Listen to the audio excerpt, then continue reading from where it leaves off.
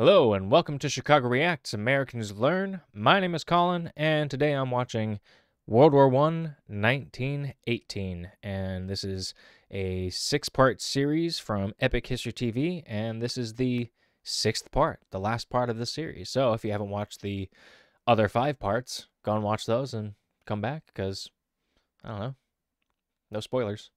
Although, I assume if you're watching this, you probably have at least some knowledge of World War I and how it ends.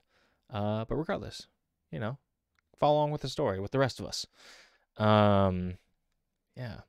So last video was 1917, and oh boy, a lot happened. A lot happened, and that is, I guess, to be expected with a world war. Lots of things were happening at all times, all around the world. Not really great things, but yeah, that's the experience of war, I suppose, unfortunately. So yeah, with that being said, be sure to like, share, and subscribe. And I won't go rambling on too much longer. You know, let's get this final part out of the way, shall we? I'm sure we'll learn something new. Let's get into it.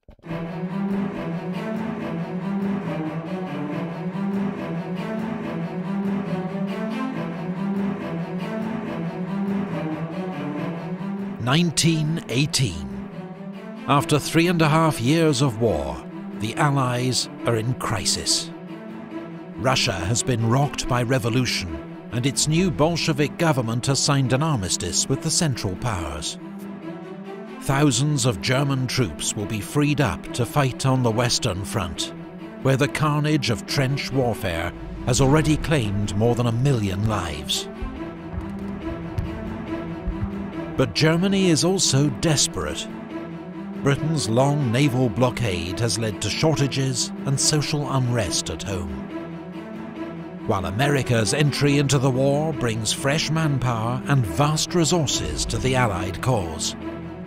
Germany faces inevitable defeat unless it can win a quick victory on the Western Front.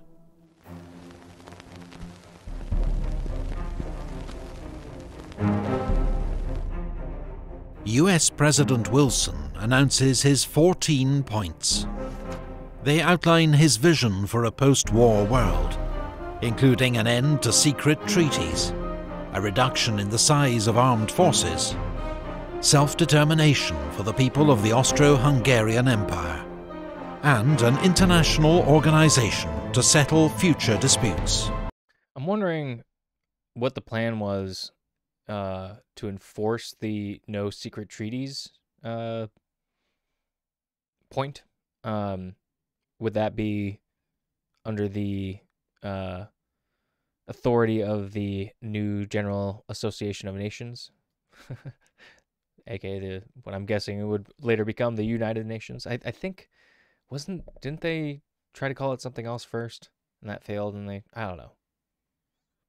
Again, I have very vague memories of this period in history from when I learned it back in the day. But yeah, that's I assume it would probably be from this United Nations to enforce that. But like, how exactly do you do that? Ensure no secret treaties. I don't know. If you know the answer to that, if you know the details on what his plan was for that, let me know in the comments. Let's keep going. But most European leaders dismiss his ideas as wishful thinking. At Brest-Litovsk, Bolshevik Russia signs a peace treaty with the Central Powers. Russia gives up vast amounts of territory in exchange for peace. 500,000 German troops can now be redeployed from the east to the Western Front, where German General Erich Ludendorff plans an all-out, last-ditch offensive to win the war. Ludendorff's spring offensive catches the Allies off guard. German stormtroopers, using new infiltration tactics, help to overwhelm the British Fifth Army, which is soon in full retreat. the German advance threatens to split the British and French armies, with disastrous consequences. So French General Ferdinand Foch is appointed Supreme Commander of Allied forces to coordinate strategy. Outside Amiens, British and Australian troops improvise a defence and finally halt the German advance.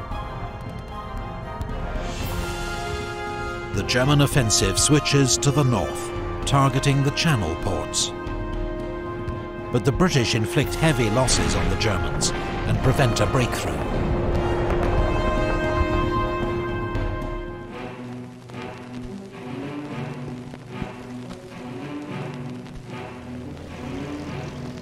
Above the trenches, the First Air War continues to escalate.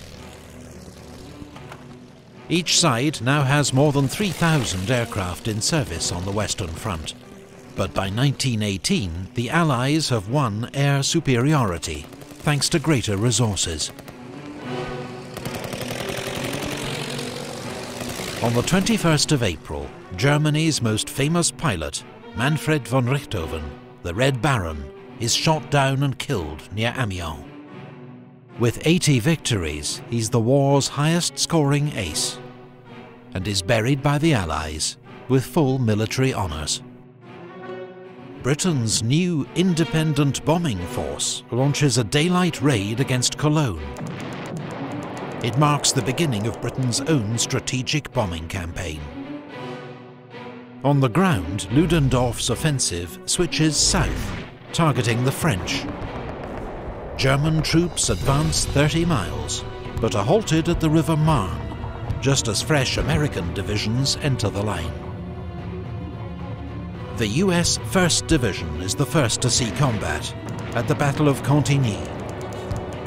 3 days later, the US 2nd Division wins victory at the Battle of Belleau Wood. By now, there are nearly 1 million American soldiers in France, with 10,000 more arriving every day. The fourth phase of the German offensive leads to a 9-mile advance, but is finally halted by a French counterattack. In Italy, Austria-Hungary launches an attack at Asiago and the Piave River to support Ludendorff's offensive in France. But it's repulsed with heavy losses, and morale amongst the Austro-Hungarian army collapses.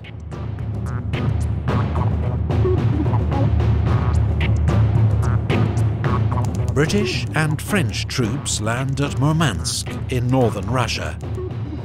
It's the beginning of Allied intervention in Russia's civil war, on the side of so-called white or anti-Bolshevik forces. On the Western Front, the Germans' final attack is defeated in the Second Battle of the Marne. Ludendorff's offensive has cost the Germans more than 600,000 casualties and has failed to make a decisive breakthrough. Germany's final gamble has failed.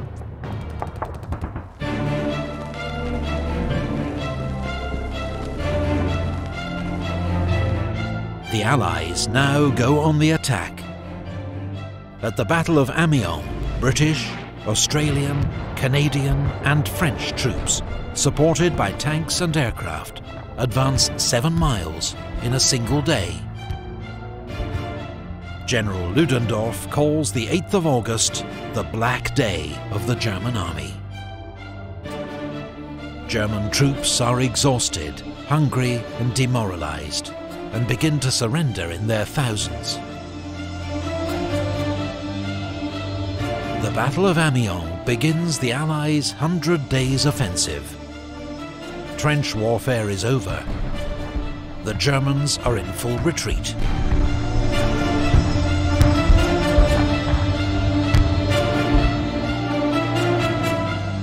In the Balkans, a new Allied offensive at Dobropolje breaks through Bulgarian positions.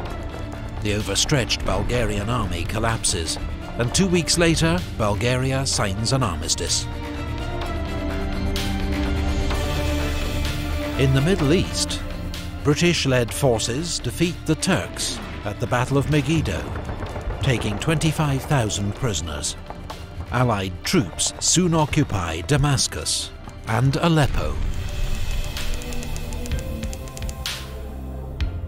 On the Western Front, Marshal Foch orders a general attack. British, French and American armies reach the Hindenburg Line, a line of reinforced German defences, and break through.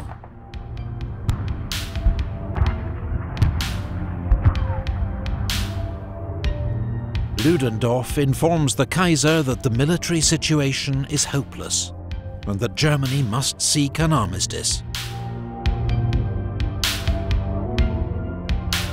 Germany sends a request to US President Woodrow Wilson, who in return demands German withdrawal from all occupied territory and the Kaiser's abdication. On the Italian front, the Allies deliver the final blow to Austria-Hungary at the Battle of Vittorio Veneto. The Austro-Hungarian army disintegrates and 300,000 prisoners are taken. With the Central Powers facing collapse, the Ottoman Empire signs an armistice with the Allies at Mudros.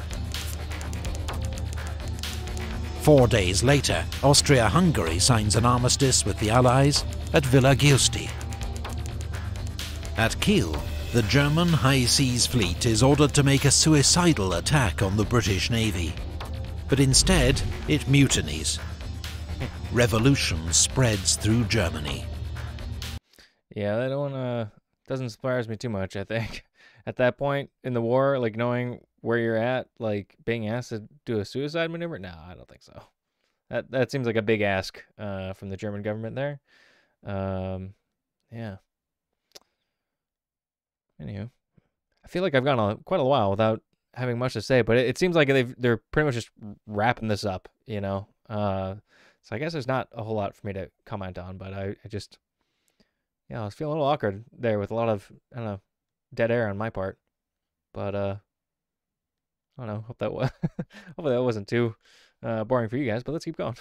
The Kaiser abdicates, and a German Republic is proclaimed. On the 11th of November 1918, a German delegation signs an armistice with the Allies inside Marshal Foch's railway carriage at Compiègne. It comes into force at 11 AM, but fighting continues until the last moment. American Private Henry Gunter is killed, charging a German machine gun at 10:59.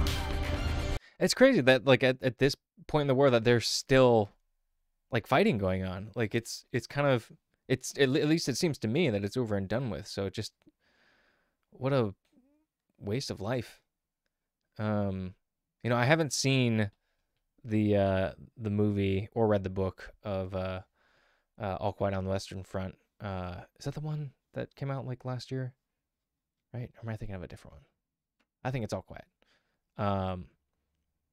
Just because from what I've heard, it's obviously a very good movie, but sounds very, very heavy. So I've been kind of avoiding it, but I should watch it. But I think, isn't that kind of what that story is about? Like, aren't they kind of part of that the main character or the main group of characters, I can't remember if it follows one person in particular or a group of people, but yeah, I thought that he was maybe involved in some of those last days of battle and like learning that it's basically over. And anyway, yeah, sad that they found it necessary to continue, you know, sacrificing people's lives for nothing. It seems at least at this point in the war. Let's keep going. He is thought to be the last soldier killed during World War I.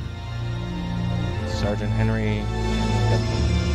3 days later, in East Africa, German General von Lettow-Vorbeck surrenders his army on the Chambezi River. For 4 years, he has tied down huge numbers of Allied troops, remaining undefeated while cut off from home.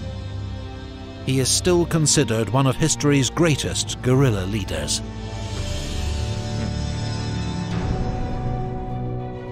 That'd be kind of also a letdown for him, you know, after holding his ground for that long, and then I don't know, the rest of the country not holding their own. That'd be quite a bummer. But let's see here, 1919. This is not a peace. It is an armistice for 20 years. Wow. Marshall Foch. I'm a little afraid to try to pronounce that. Marshall Foch. I'm gonna go with Foch.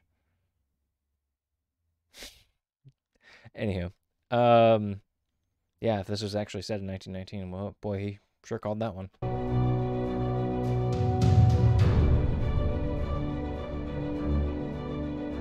The Paris Peace Conference opens at the Palace of Versailles, just outside the French capital. Delegates accept a proposal to create a League of Nations to settle future international disputes. The Versailles Treaty, signed in June, imposes harsh terms on Germany. Is that what I was thinking of before? The League of Nations? The precursor to the United Nations? Is that what I was trying to think of before? If so, question answered, I suppose. Its military is restricted in size. Yeah. It must pay war reparations to the Allies. All this part I pretty much remembered from... It loses territory to its neighbours. And its colonies are seized by the victors. Germany must also accept responsibility for the war in a war guilt clause, a source of lasting resentment in Germany.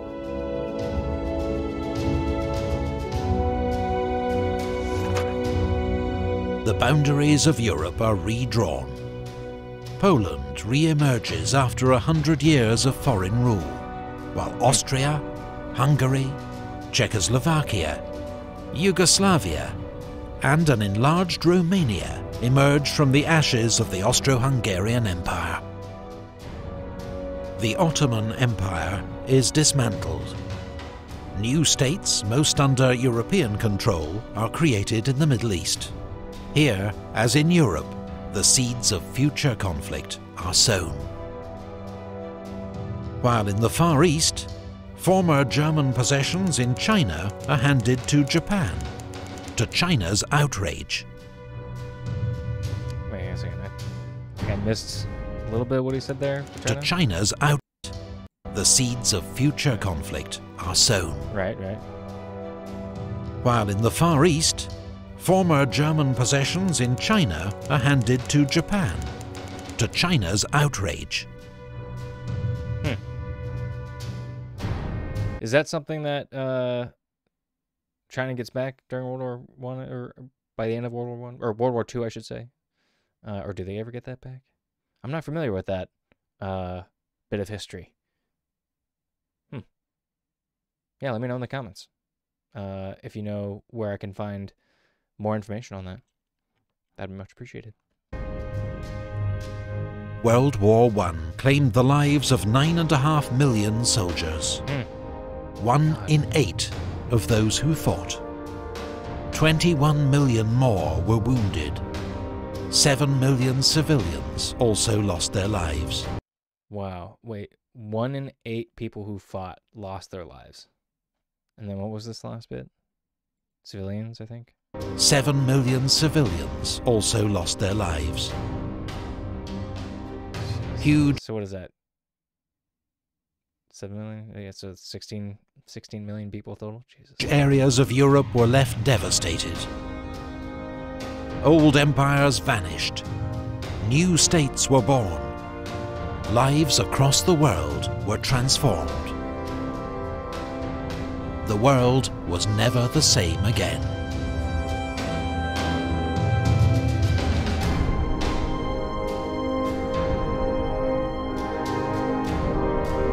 If you enjoyed this video, please remember to like it and subscribe to the channel. And find out how you can help us make more videos at our Patreon page. Well, there you go. That's World War One.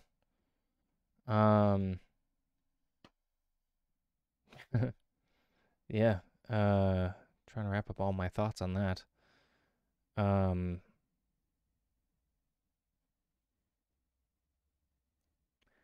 yeah, it is. I think to me, what's really interesting is how the borders of these nations have changed in Europe and uh, I guess the Middle East. Um, and all throughout the world have changed because of global powers, and how those changing of borders have just resulted in some just more continuous conflict. Just uh, there's a lot to be that can be said on that. By probably more educated, intelligent people than myself. But yeah, one thing I wanted to ask about, but I think by the time I formulated the question in my head, the time had passed. I thought they were going to speak a little bit more on the dogfighting and the biplanes and whatnot. But one question I had with the front end guns, like I remember learning that they had it timed out with the propellers so that like they wouldn't shoot out the propellers. But I'm just like, how do you program something like that or engineer that back in the day to ensure that the guns fired in a way that it went between the blades as they passed and not hitting them because they were like directly behind the propellers, right? So that's like uh yeah, that is a bit of engineering that I'm highly impressed by, clearly. But yeah. So there you go. That's six part in a 6-part series on World War One. I hope you enjoyed coming along this journey with me. And if you want to continue seeing more content like this, I did mention in the last video, I saw that Blackbeard, thing there at the end credits. I'm pretty sure that's something that is an Epic History TV thing and not one of their sponsors. But I'm also not sure if it's a patron only thing. So I'll have to check that out because I'd be interested in learning a bit about Blackbeard. I don't know about you guys. But if you want to come on that journey, be sure to like, share, and subscribe so that you can get notified if and when those videos come out. So, yeah. Until then, thanks again for watching, and I'll see you next time.